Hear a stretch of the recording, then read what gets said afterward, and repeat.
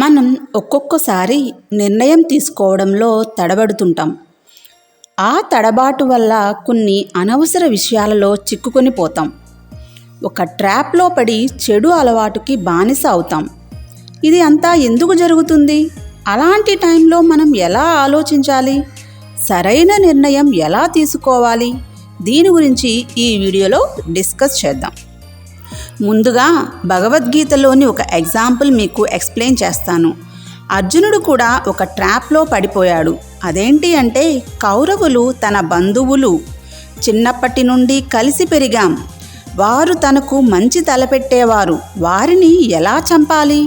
అప్పుడు కృష్ణుడు చెబుతాడు, వాళ్ళు నీకు హాని కలిగించే బంధువులు, వాళ్ళు అంతా ఫ్రెండ్స్ లాగా కనిపించే శత్రువులు, వాళ్ళు అందరూ నీతోనే ఉంటూ నీకు బెస్ట్ ఫ్రెండ్స్ లాగా నటిస్తున్నారు తప్ప ఏమీ లేదు. నువ్వు గనుక ఇంకా అదే మోహంలో ఉంటే నువ్వు ఇంకా బాధను అనుభవించక తప్పదు. ఇప్పటికే నువ్వు నమ్మలేకపోతున్నావు నీ బాధకు కారణం వారే అని. ఇంకా అలానే ఉంటే నువ్వు పూర్తిగా నాశనం అయిపోతావు అని ఈ విధంగా భగవద్గీతలో ఉంది. దీనిని మన జీవితానికి ఎలా అన్వయించుకోవాలి అనంటే, ఇక్కడ అర్జునుడు లాంటి మనం మన సెన్సెస్, మెటీరియల్ డిజైర్స్ అంటే ఇంద్రియాలు మరియు భౌతికమైన కోరికల ట్రాప్లో పడి అవి మన ఫ్రెండ్స్ అని అనుకుంటాం. మనలో ఉన్న మంచి అలవాట్ల ప్రక్కన వాటిని కూడా చేర్చేస్తాం. అవి కూడా మనల్ని నమ్మిస్తాయి మనం ఆ డిజైర్స్ వల్లనే సంతోషంగా ఉన్నాం అని. ఇక మనం ట్రాప్లో పడి వాటిని వదులుకోవాలి అంటే ఎంతో బాధను అనుభవిస్తాం. సంశయంలో పడి నలిగిపోతాం. నిర్ణయం తీసుకోవటంలో ఫెయిల్ అవుతాం. ఫర్ ఎగ్జాంపుల్, మనం మన జీవితం పట్ల తృప్తిగా లేము, ఏదో మిస్సింగ్ భావన.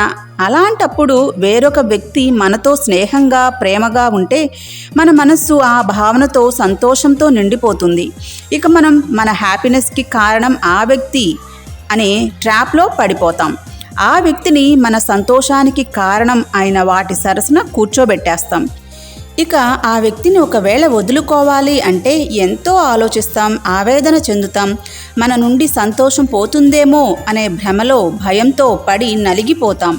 ఇక్కడ నిజం ఏమిటి అంటే, మనం ఆ వ్యక్తి శరీరాన్ని చూసి ట్రాప్లో పడ్డాం. నిజానికి మన సంతోషానికి కారణం కనిపించే శరీరం కాదు, ఆ వ్యక్తిలో ఉన్న మన ఆత్మ, పరమాత్మ.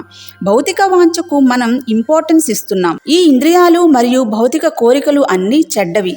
They are evil to us. They bring misery at the end of the day. చెడు అని తెలిసి వాటిని వదులుకోలేక నరకం అనుభవిస్తాం. ముందు అవి మన బెస్ట్ ఫ్రెండ్స్గా నటిస్తాయి, చివరికి మన జీవితాన్ని దుర్భరంలో ముంచివేస్తాయి. Hence, bottom line of this topic is, the solution to the topic is: number 1, do no evil.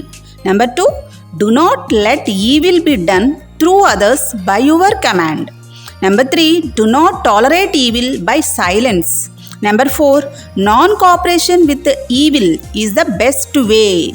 మొదటిదేంటి? చెడు చేయకూడదు. రెండవది, నీ ఆజ్ఞ వల్ల ఇతరులు నీకు చెడు చేయుటకు సహకరించకు. మూడోది, మౌనంగా చెడుని సహించకు.